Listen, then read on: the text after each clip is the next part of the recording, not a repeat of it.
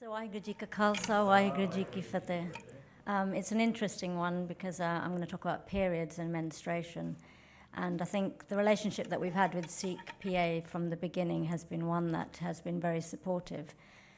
I remember when I first started my work, I didn't really know how I was bringing Sikhi into the work that I was doing. And I remember having a conversation with a Sikh man who said, "You know you're doing seva, don't you?" And I said, "Well, I'm just helping women that need help." And then I always believed that we don't have any issues around menstruation in our Sikhi faith, that there is no restriction on anything that we do as women. And I kind of blindly went through that in my first year.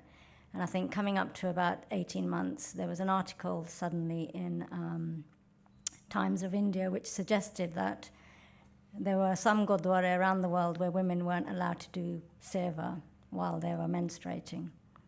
And I just was really thrown by it, thinking, oh, I never knew this, and you can't actually do kirtan when you're on your period. I mean, where does it say any of this? And I remember speaking to Jasvir actually quite early on when we started, and he'd just started and I just started. And it was really important to have someone that can speak to the same generation that I'm speaking to.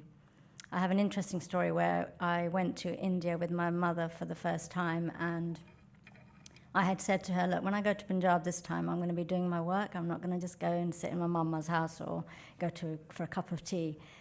And I went as an adult for the first time, and I interviewed lots of girls, and their stories were horrific from the products or the things that they used because they didn't have access to menstrual products. And then I gave the video to my mum, and I let her listen to the videos in Punjabi, and she grabbed the phone and she threw it across the bed and says, "Tu jarur inna ganda kam karna? Do you really have to do such a dirty job?" And I thought, wow. And I was really shocked. 6 months later, I was due to go on to a Sikh television channel, and I went to my mum's house the day before. As you do, it was cold. I was wearing like a really tatty clothes because I was just in my joggers or whatever, and I wasn't expecting for there to be guests at my mother's house, but we had guests, and my mum said, "Make sure when you go on television tomorrow that you wear proper clothes."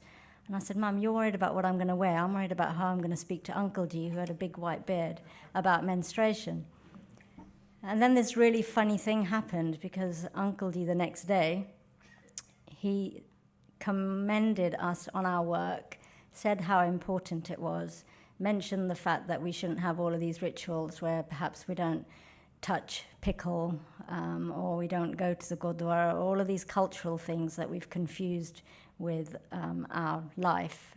And she said, "Oh, my daughter, my daughter." And I think that's the journey that we've had, even when we go into the villages on the ground. We do go and speak to the mother-in-laws, we do go and speak to the daughters, because it's really important to get all generations to get an understanding of why menstrual health is important. The other thing that I remember quite clearly about when this article came out in Times of India, I remember thinking to myself, well, I need to speak to the leaders of the Gurdwara. I need these people to stand up and talk to our community. And I spoke to the president of Sri Guru Granth Sahib Gurdwara in Southall, and he said to me, "Oh, we can't talk about this controversial topic." Oh, it was during elections as well, obviously, so that was probably one of the reasons. But it's just mind-blowing that something so natural, something that Guru Nanak Dev Ji has said allows females and women for us to be equal, is such a topic that we cannot put out there. And Sikh PA have helped tremendously all the way through. Whenever we need to articulate something, they're there. It's not an easy topic even for Jasvir to have, I'm sure. He wouldn't want to talk about periods, or if I put him on the spot, he might not even be able to explain the menstrual cycle, but it's important that we have organizations like these to help us push our message forward. We've also worked with Bible Jeet Singh, and we've done an interview with Basics of Sikhi to highlight what our religion actually says about menstrual health and equality for women. So I feel very blessed to have their support. They did also ignite the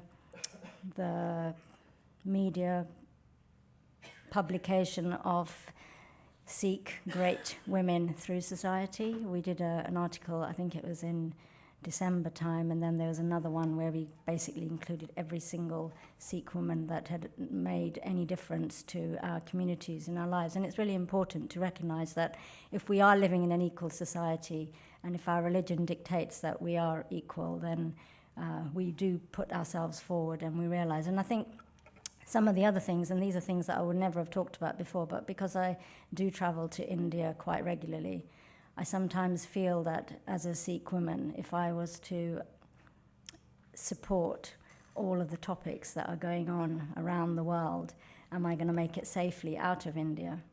I also know that while I was growing up, I always had this convincing notion that if I was ever in trouble, I could go to any Sikh man and he would help me. And I remember when I arrived in India one time and all the flights were cancelled and I had no way of getting to where I needed to get to, and there was nobody awake at home, I decided that I was going to head out to the bit outside departures where all the Sikh families were, and I was going to ask some mamma to take me to Punjab. But luckily, by the time I'd finished my conversation, I couldn't actually find anyone, and then I headed towards the taxi rank. But again, I headed towards the Sikh man standing there. And the interesting thing, and this is something I'll never forget, was this Sikh man was not the typical Sikh man that I was accustomed to. He'd obviously smoked, he had orange fingers, and it was just a different type of Sikh that I'd experienced in my life. And I think that's kind of really important to bring that message across, because ultimately we live in this society where we feel safe because of these notions of what our religion or our culture or our parents have told us. But do the next generation know that if they're a Sikh man and they're wearing a turban, that this is what they represent? This is the kind of person that I would go to if I needed help in a strange land.